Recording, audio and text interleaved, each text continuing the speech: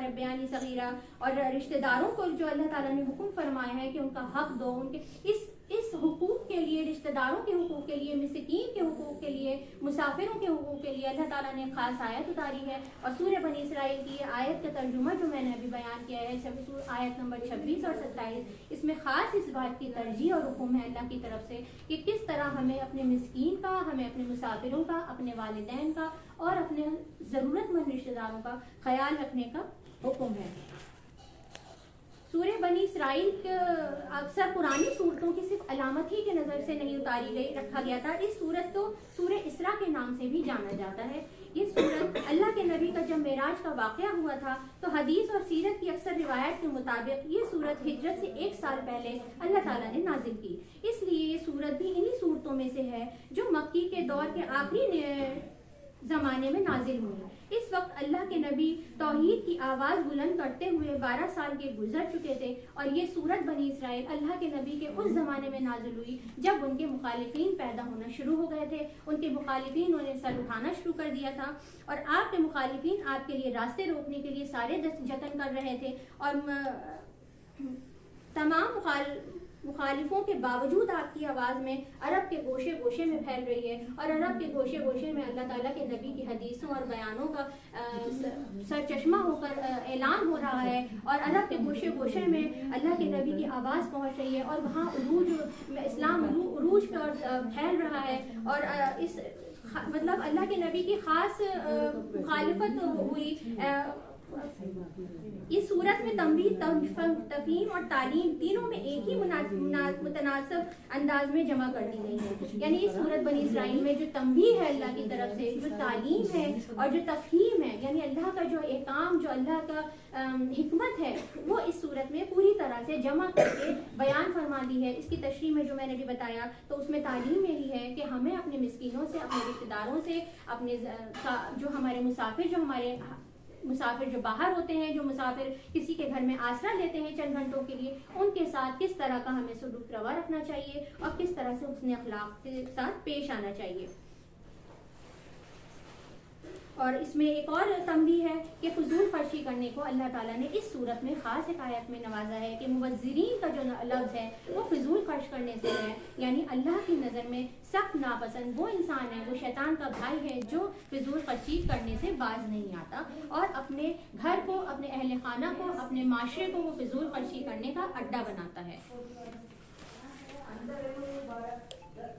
Israel का ये तर्जुमा मैंने आपके सामने बयान करा। अल्लाह ताला से ये दुआ है, अल्लाह ताला हमें हिदायत दे कि सूरह बनी इसराइल की ये छोटी सी 2 आयतें, हालांकि कुरान मजीद पूरे 30 सिपारों पे मुश्तमिल है, लेकिन ये 2 आयतों में इतना अच्छी, इतनी गहरी बात अल्लाह ने हुक्म फरमाई है कि किस तरह किसके हुकूक हैं। अल्लाह ताला ने माशरा जो बनाया है तो पहले हमें अपने घर से तालीम ये देनी चाहिए कि हमें किस तरह अपने माशरे को संवारना चाहिए। इसमें अल्लाह का ये हुक्म तीनों तरह से आ गया, तंबीह हो गई, तालीम हो गई और तफहीम हो गई। तो इसमें अल्लाह का हुक्म सिर्फ चंद 2 आयतों में इतना है जिसमें इतनी गहराई है कि इतनी गहराई से अल्लाह ताला ने इन चंद 2 आयतों में पूरी बात मुकम्मल कर दी, पूरा हुक्म अपनी इस पूरी बात में मुकम्मल कर दिया कि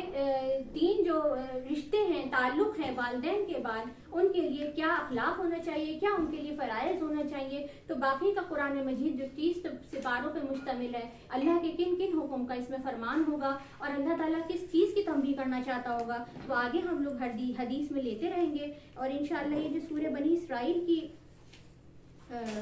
तारीख़ है, ये सूरह बनी इसराइल की जो तारीख़ है ये मक्के सूरत है और अल्लाह के नबी जब 12 साल से पहले की ये जब उनको हिजरत हुई थी तो ये हिजरत के दौरान की सूरत है। और इसमें जो पस मंज़र था उस वक़्त नबी अकरम सल्लल्लाहु अलैहि वसल्लम की तौहीद की जो आवाज़ थी वो बहुत बुलंद थी और उनके इसी वजह से, बुलंद आवाज़ की वजह से उनके निहायत मुखालिफीन उजागर हो रहे थे। लेकिन अल्लाह ताला ने उनको इतना हिम्मत हौसला दिया, अल्लाह के नबी ने अल्लाह का हुक्म का डोर नहीं छोड़ी, अल्लाह की डोर को कस के पकड़ा, अल्लाह के हुक्म को डोर थामे रखा और उन्होंने अपनी तौहीद की आवाज़ को बुलंद करते चले गए। और इस तरह पूरे अरब में और पूरे عالم اسلام میں اللہ کے نبی کا فرمان جگہ جگہ کوچے کوچے میں روشن ہوتا چلا گیا اور لوگ اپنے دھیرے دھیرے اسلام لاتے چلے گئے، اور کس طرح اللہ کے نبی نے اپنی سادگی بھری زندگی کے باوجود شفقت سے اللہ کے اس حکم کا فرمان کو، اس حکم کو اپنے عمل میں دکھایا کہ کس طرح شفقت سے انہوں نے سارے رشتہ داروں کے ساتھ، سارے اہل معاشرے کے ساتھ حسن اخلاق سے پیش آئے۔ عرب میں کوئی ایسا قبیلہ نہیں بچا تھا جو اللہ کے نبی کی آواز سے متاثر ہو کر اپنے آپ کو اسلام قبول کرنے سے روک سکا ہو۔ اور اب عرب میں خود مکے میں ایسے مخلص لوگوں کا ایک مختصر جتھا بن چکا تھا جو ہر خطرے کو اس دعوت حق کی کامیابی کے لیے انگریز کرنے کو تیار تھے۔ مدینے میں اوس و خزرج کے طاقتور قبیلوں کی بڑی تعداد آپ کی حامی بن چکی تھی، یعنی اتنے قبیلوں کے جو بہت زیادہ طاقتور لوگ تھے وہ اللہ کے نبی کے حامی بن چکے تھے، اور انہوں نے ایک اپنے آپ کو جتھے میں جمع کر لیا تھا، اور اللہ کے نبی کی جو توحید کی آواز بلند تر ہوتی جا رہی تھی، اس طرح پورے عالم اسلام میں ان کا بول بالا ہوتا جا رہا تھا۔ اور اب وہ وقت قریب آ گیا تھا جب آپ کو مکے سے مدینے کی طرف منتقل ہو جانے اور منتشر مسلمانوں کو سمیٹ کر اسلام کے اصولوں پر ایک ریاست قائم کر دینے کا موقع ملنے والا تھا۔ سورہ بنی اسرائیل میں اس میں ترجمہ ہے کہ اللہ کے نبی نے کس طرح منتشر مسلمانوں کو سمیٹ کے اور ایک جگہ کرنے کا، اور اسلام کے اندر اسلام کی زنجیروں میں باندھنے کے لیے اللہ کے نبی کس طرح تیار ہو گئے تھے اور ان کو ایک ریاست قائم کرنے کا موقع ملنا تھا۔ لہٰذا میری خواتین سے درخواست ہے، جو ہم لوگ اہل خانہ کے بہت اہم جز ہیں، خواتین اہل خانہ اہل معاشرے کے بہت اہم جز ہوتی ہیں، لہٰذا ان سے درخواست ہے کہ ہمیں قرآن مجید پڑھنا چاہیے اور ٹھہر ٹھہر کے معنوں کے ساتھ پڑھنا چاہیے، جس میں ہمیں اللہ کے حکم کا، فرمان کا پتہ چلتا رہے، اور اللہ تعالیٰ ہم سب کو عمل سے زیادہ توفیق دے، ہدایت کرنے عمل کرنے کی توفیق دے، اور ہم لوگ کو قبول فرمائے ہم لوگ کا یہاں آنا، یہاں کی مجلس۔ واخر دعوانا الحمدللہ رب العالمین۔